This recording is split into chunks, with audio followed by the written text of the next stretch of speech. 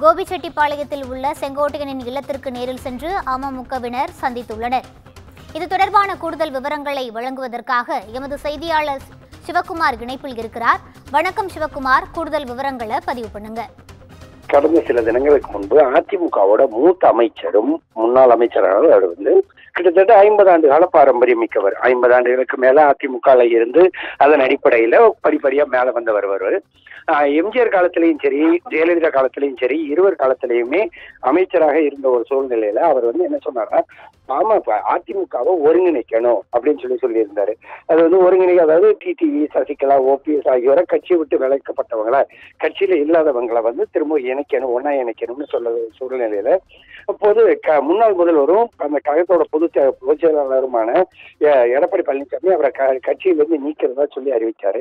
இது பலத்த ஒரு எதிர்ப்பு கிளப்புச்சு. அப்படின்னு பாத்தீங்கன்னா, இது நீக்கிறதுங்கிறது வாக்குகளை குறைக்கும் அப்படின்னு சொல்லி தெரிவிச்சதோட இல்லாம இது ஒரு கடும் சலசலப்பை ஏற்படுத்துச்சு. அதாவது கட்சி விட்டு வெளியே போன ஓ பன்னீர்செல்வம், அதே மாதிரி பாத்தீங்கன்னா டிடிவி தினகரன், சசிகலா ஆகியோரை ஒருங்கிணைச்சா நாம சட்டமன்ற தேர்தலில் திமுக அகற்றது வசதியா இருக்கும் அப்படின்னு சொன்னதோட இல்லாம 10 நாள் காலக்கெடு கொடுத்திருந்தாரு.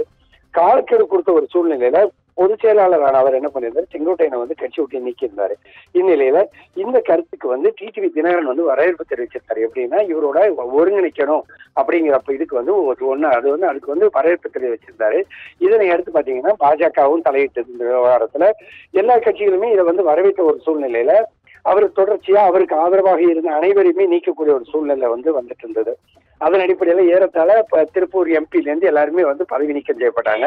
இந்நிலையில அம்மா மக்கள் முன்னேற்ற கழகத்தோட துணை பொதுச் செயலாளரும் முன்னாள் அமைச்சர் மற்றும் மண்டல பொறுப்பாளருமான உடுமலை சண்முகவேலு தலைமையில திருப்பூர் மாநகராட்சி முன்னாள் மேயர் விசாலாட்சி, அதே மாதிரி முன்னாள் எம்பி சுகுமார் உள்ளிட்ட 100க்கும் மேற்பட்டோர் தற்போது குள்ளம்பாளையத்துல உள்ள அவர் அமைச்சர் செங்கோட்டையன் வீட்டுல அவரை சந்திச்சு பேசிட்டு வர்றாங்க. வாழ்த்து தெரிவித்ததோடு இல்லாம அவர்கிட்ட பேசிட்டு இருக்கிறாங்க.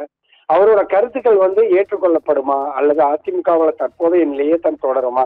ஏற்கனவே அதிமுக பொதுவாகவே சொல்லிச்சு, நாங்க பாஜக கூட கூட்டணியில இருக்கிறோம்னு. அதே மாதிரி பாஜக என்ன சொல்லிச்சு, எடப்பாடி பழனிசாமி தான் முதல்வர் அப்படின்னு சொல்லி தெரிவிச்ச ஒரு சூழ்நிலையில இவரோட கருத்து ஒரு பலத்த சர்ச்சையை ஏற்படுத்துச்சு. அதாவது தொடர்ச்சியா கட்சியிலிருந்து பதவி நீக்கம் செய்யற ஒரு சூழ்நிலையில நிலவிய வந்த நிலையில இவரோட கருத்துக்கு வாழ்த்து தெரிவிக்கும் விதமா தான் தற்போது குன்னம்பாளையத்தில் உள்ள அவரோட வீட்டுல அந்த அமமுகவினர் 100க்கும் மேற்பட்டவர் சந்திச்சு அவருக்கு வாழ்த்து தெரிவிச்சிட்டு இருக்கிறாங்க. அதோட எல்லாமே அவரோட கருத்துக்கு வரவேற்பு தெரிவிச்சிட்டு இருக்கிறாங்க. ரூபி,